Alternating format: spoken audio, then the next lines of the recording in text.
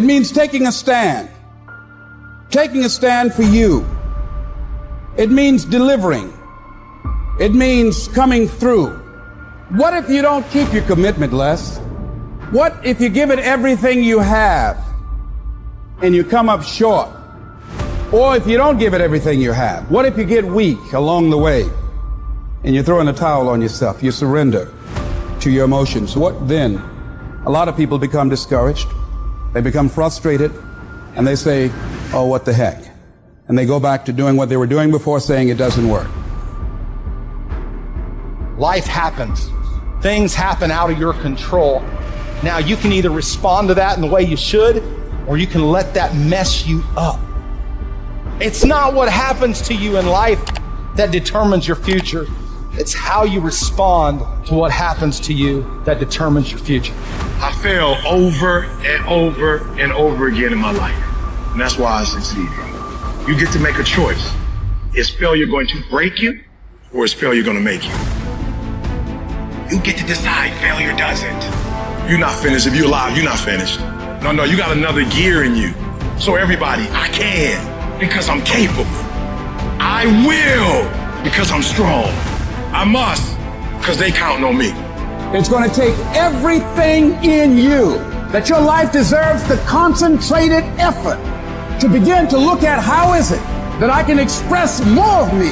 How is it that I can bring my ideas out here now? Don't allow that inner doubt in you to talk you out of it, to build a case on why you can't have it, to tell you why you're not good enough. You ignore that inner voice and all of the external voices. Don't judge the possibilities for what you can do based upon the circumstances, because the circumstances won't determine who you are.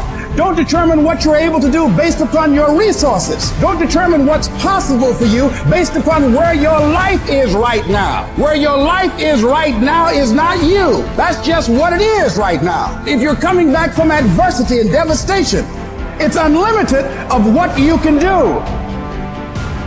Don't expect people to understand you. Don't expect it to make sense to anybody why you've got to do this, why you have got to go, why you leave. This is a good job. I'm going. They pay you well. I'm going. Why? I don't understand. You don't have to. I'm going for me because I've made a different kind of commitment with my life. This is something I have got to do. You've got to focus on you. You've got to convince yourself every day, selling yourself on your ability to perform a job, to achieve a certain objective, telling yourself every day, here I go again, and I got what it takes. This is my day, and nothing out here is going to stop me. You are powerful.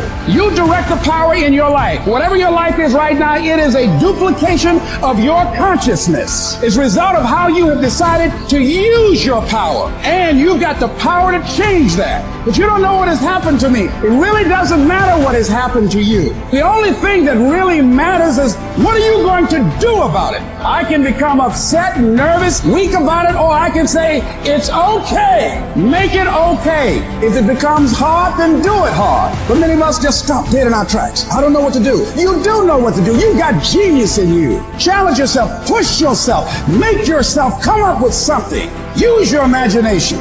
See, the universe responds to the man or woman that refuses to be denied, because that is your commitment. That business that you want, that book you want to write, that dream that you have of controlling your destiny, that is yours. That's available to you. But you've got to be willing to stand there and face disappointment, not have support, be lonely, doubt yourself sometimes, be rejected again and again and again, and refuse to turn around until life gives it up.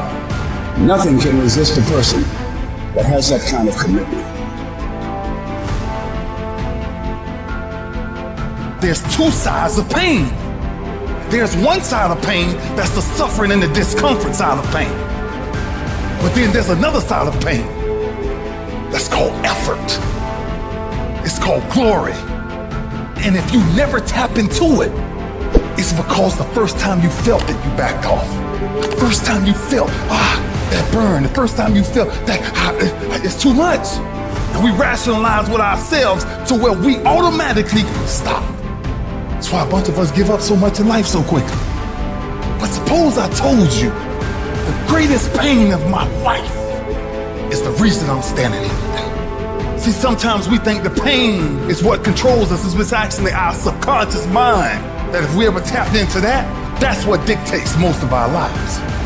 And literally what I've learned in these moments is that I have to stop listening to myself and I have to start talking to myself. I'm like, Rich, you're great. I'm like looking in the mirror like, you can do this. Rich, you can handle this. Rich, this is not a big deal. Rich, this is gonna pass. You're amazing. Rich, this too shall pass. You got to find ways to increase your sense of self-appreciation, because if you don't, you're bombarded with negative stuff every day that beats you down, and you will find yourself unconsciously engaged in self-destructive behavior. If you don't program yourself, life will program you. You got to get grounded. You got to train your mind to serve you. Just make up your mind. This is not going to control you. You have got to make a declaration. This is what you stand for. You're standing up for your dreams. You're standing up for peace of mind. You're standing up for health. You want it, and you're going to go all out to have it. It's not going to be easy.